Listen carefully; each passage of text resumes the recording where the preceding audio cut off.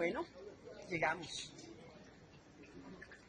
Hola, soy Gloria Ortega Pérez, tutora y coordinadora del equipo de tutores que los estaremos acompañando durante las próximas 6 semanas en este curso que iniciamos a partir de hoy.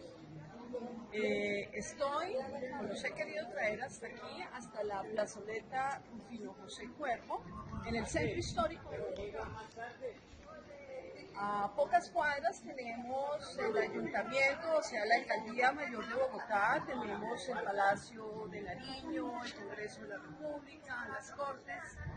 Y en este lugar, a donde he querido venir a tener este primer encuentro con ustedes, nos encontramos y a mi izquierda tenemos, en la parte de atrás de la Catedral de Bogotá, es el Palacio Arzobispo. A la derecha, una de las cartas que envió Manuel Sáenz, o como se le llamó muchas veces, la libertadora del libertador Simón Bolívar, y donde lo guareció alguna vez, especialmente en una noche, en la noche septentrina en Bogotá. Al fondo de la plazoleta y detrás del busto donde está Rufino José Cuervo, que fue un filólogo muy relevante en Colombia, se encuentra la Casa de los Derechos del Hombre. Vamos hasta allá.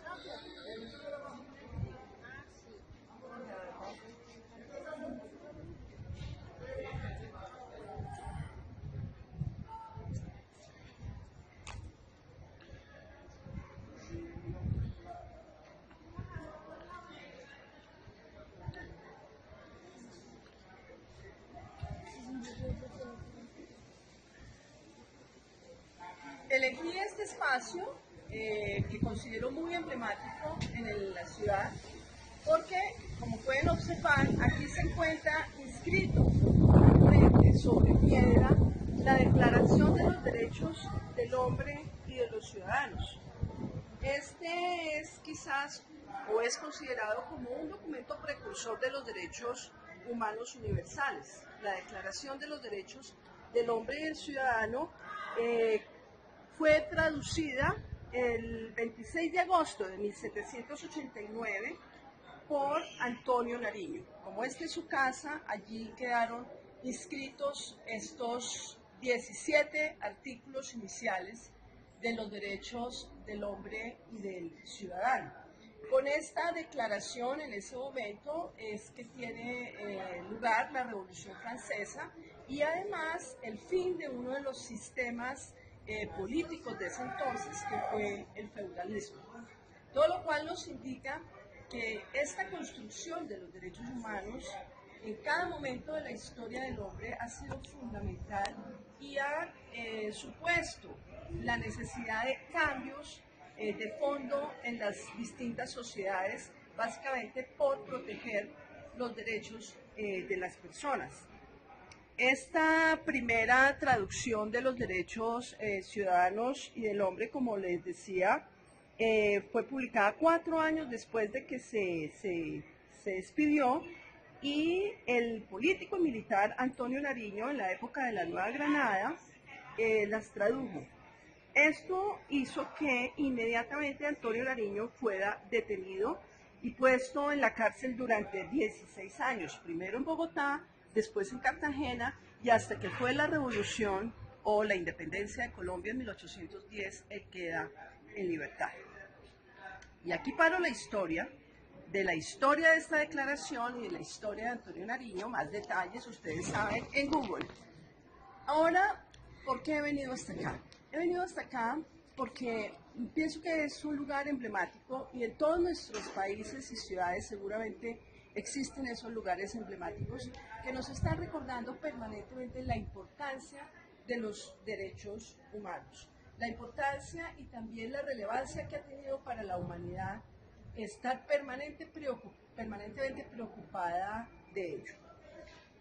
La violación a los derechos humanos en nuestros tiempos es algo que nos atañe de manera permanente a los periodistas. Y nos atañe porque quizás, como lo señala esta misma declaración, esta declaración primigenia para mí, el derecho a la información, el derecho a la libre expresión, el derecho que tiene la ciudadanía a conocer lo que está sucediendo, el derecho que tenemos a contar los periodistas lo que sucede, es uno de los derechos que son constitutivos de alguna manera del ejercicio periodístico. Ejercicio que está siendo y que es completamente protegido por las distintas declaraciones, pactos, resoluciones y normas de carácter internacional y desde luego recogidas en las distintas constituciones y cartas políticas de nuestros países en el continente. ¿Por qué los derechos humanos deben ser un asunto que nos preocupe a los periodistas? ¿Por qué los derechos humanos con perspectiva de género, con un enfoque que pueda poner en relevancia los derechos de la mujer, los derechos de las diversas sexualidades, es un asunto que nos compete? Bien, porque nosotros, que somos los que manejamos la palabra, los que estamos permanentemente llevándole a la ciudadanía información de cuánto sucede en nuestras sociedades, también estamos, de alguna manera, moldeando la percepción que tienen los ciudadanos, la comunidad, las comunidades y la sociedad con relación a los derechos humanos. El lenguaje, la manera como contamos lo que queremos contar, desde nuestros prejuicios o completamente desprovistos de ello, hace que nosotros generemos unas percepciones específicas alrededor de lo que son los derechos humanos. Entonces, la labor que nosotros ejercemos como periodistas no es de poca monta. Resulta que básicamente lo que se trata es ver de qué manera nosotros vamos a comenzar a incorporar en nuestra actividad periodística lo que es el ABC de nuestro periodismo. El qué, quién, cómo, cuándo, dónde y por qué tiene que estar hoy más que nunca imbuido de un sentido de respeto, de un sentido de valoración, pero sobre todo de un sentido de comprensión de lo que son los derechos humanos, de por qué están siendo violados, de cuándo están siendo violados. Nosotros no podemos, desde el lenguaje y desde la cobertura noticiosa, informativa, periodística, pecar que por la inmediatez vamos a revictimizar a una persona que ha sido víctima de una violación de uno de sus derechos, y menos aún, y lo subrayo de manera especial, si son poblaciones vulnerables. ¿Quiénes son las poblaciones vulnerables? Pues nuestras poblaciones vulnerables son las mujeres, son los niños, son las personas de diversidades sexuales en este momento en el mundo. Entonces, estamos nosotros llamados a conocer claramente, a comprender claramente qué son los derechos humanos, qué son los derechos humanos con perspectiva de género y qué son los derechos humanos con un enfoque realmente humano. Y estamos llamados a hacerlo y estamos llamados a hacerlo cada vez mejor, dado que de nosotros los periodistas depende en gran medida la comprensión y romper con los esquemas, romper con las estigmatizaciones, romper con la segregación, romper con todo aquello que hace que las sociedades, que las comunidades tengan numerosos conflictos a la hora de interrelacionarse, a la hora de no entender quién es el otro.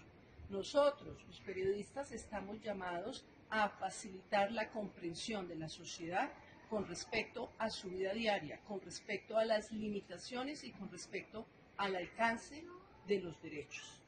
Entonces, son 6 semanas en las que ustedes y yo vamos a comenzar a incorporar, a comprender y a hacer del periodismo realmente que juegue un papel importante en nuestros países, en nuestras sociedades, para que sean entendidos y respetados los derechos humanos.